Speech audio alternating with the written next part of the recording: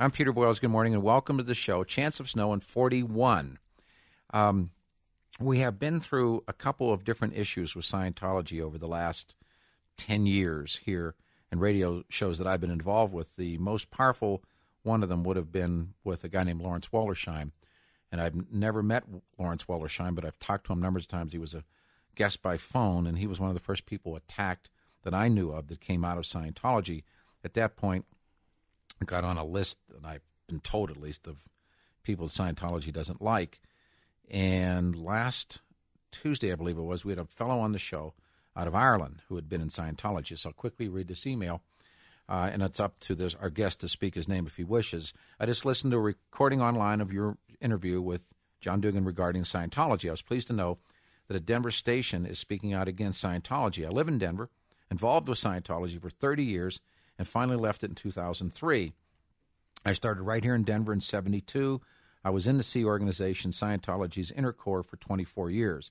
I was what was called a Class 9 auditor, reached the level of OT7, audited more than 15,000 hours of other people. People I'd audited included Nicole Kidman, Christy Alley, Ann Archer, Chick Corea, L. Ron Hubbard's wife, Mary Sue, Tom Cruise, Travolta, Lisa Marie Presley, Kelly Preston, and others. He has been, he says, on national television speaking against Scientology. Good morning. Thanks for coming on the show. Thank you, Peter. Move in real close, if you would. It is up to you to name your name if you wish. And sure. My name's Bruce Hines. I'm happy to make that known. Okay. All right. Tell me how you told me you grew up here. Yes. You're a Denver guy. Yep. And first came across Scientology when? It was in 1972. I was actually living in Boulder then. I'd been going to CU. And I read a book. My sister gave me a book. It's called Dianetics, Modern Science and Mental Health. Yeah. And I got interested in it. I called up and went and did an introductory course in a little center they had on 9th and Broadway at the time. And then from there, and by the way, it's interesting because we've been through this so many times. Why is the volcano on the cover of, and when Scientologists, when they call, and they don't call anymore, and I would simply ask them that. Because on television, when you see that commercial for that book, and it comes at you, all the different, big man voice name, voices. Why is the volcano on the cover? Well, I actually know quite a bit about that. All right. It's an interesting story. Probably many people have now heard about their famous incident to OT3 fantasy. Mm-hmm. It was all on South Park, if anybody saw that. Sure. It's fairly accurately rendered on South Park. And this was an incident that supposedly happened 75 million years ago, right here on Earth, and it took place on volcanoes. Mm-hmm. This was a big, huge, I won't go into all the details right now unless you're interested, and this big, long incident that implanted, is the word they use, kind of like hypnotized forever all the inhabitants of Earth. And it includes the idea that we all are possessed by spirits from that incident. And there was like a long, very long 3D movie, you could say, that included various symbols. The incident happened with volcanoes, and they have volcanoes in the symbols. In the late 60s, when the book covers were designed, the various Scientology book covers, they specifically took images, supposedly, out of that incident because it would have a subliminal effect on people, and they would want to buy the book or whatever. The volcano on the Dianetics book is specifically on there for that reason. Weren't there things down in the volcano that were then atomic bombs were dropped on them or something? Yeah, he said there were atomic bombs on or in, was the exact wording, the volcanoes. Yeah. Okay, the whole story is that the Earth was part of a galactic confederation. The evil lord. Yeah, and there was a guy named Xenu, Xenu, who was the emperor, and he was trying to solve overpopulation. And so he had literally billions and billions of people on these various planets. There were 26 stars. Did they all look like us? Evidently. Okay. He actually, at one point, he said they actually looked sort of like Chinese people. That's what I thought. Yeah. He says that on the so-called Class 8 tapes. Yeah. And they were killed, and their spirits, some people think they put the whole bodies, but if you really read it carefully, they trapped the spirits of these people and shipped them all to Earth on space planes that look just like DC-8s. It looks like DC-8s, yeah. Which is pretty phenomenal in itself. And then they were in boxes, all these spirits. They were kind of frozen in a mixture of ethylene and glycol, is what he says. And they were put on or in these volcanoes, and then H-bombs were exploded. This blew the spirits up into the atmosphere, and he said a giant electronic ribbon rose up, and the spirits stuck to it.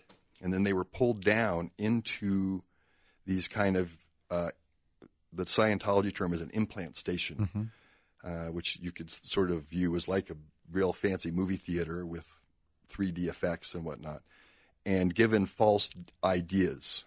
Supposedly our whole society here on Earth is just a dramatization of what was implanted at that time. And they can get in you, or they are in you when you're born. Yeah, so exactly. And this isn't really ever explained, but, supposedly we're all an individual spirit, and the spirits that were implanted there, they're kind of not in such good shape, and so they just ride around on people. They're in their body, they're on their body, they affect their thoughts and their emotions. And they are called? BTs, or body thetans. Satans. Sounds very much like Satan's. Yeah. Well, it's from the Greek letter theta. Sure. By the way, everybody's a thetan, and the ones that aren't just ride around, they're body thetans specifically. So I'm a thetan, you're a thetan. Yeah. Also, though, I would be a wog, though, right? Yes, you are a wog. Yeah. Now, wog is a derogatory term that was used by the imperialists in the Third World. Exactly. Particularly in India, Pakistan. The British would call people a wog. What was a wog? It's anyone who wasn't a Scientology. Or anyone who wasn't a white Briton. Yeah, it's a very sort of elitist, racist very much thing. So. Yeah, I mean, the white man's burden. Rudyard Kipling had the wog. Yeah, exactly. Gunga Din was a wog. Yeah. All right, so I'm a wog. Everybody listening, unless they're in the church, we're wogs. That's right. That's how they're concerned. Like, I saw some wog talk to me on the street. That's what you would say if you were talking to another Scientologist. Oh, this wog. Yeah. There's a theory in a wonderful book called Crazy for God. It's called in the Moonies, it's called divine deception. According to what this was about, it was inside the moons, much like you were, and not, but the moons was Scientology. You can do anything you want to anybody who's not a Moonie. It's fair game. They call it divine deception. You could say, remember when they're selling flowers on the street corners, and somebody say, are you a Moonie? You could say no, because in essence they're a wog. You do whatever you want to do to them. And so was that inside of Scientology as well?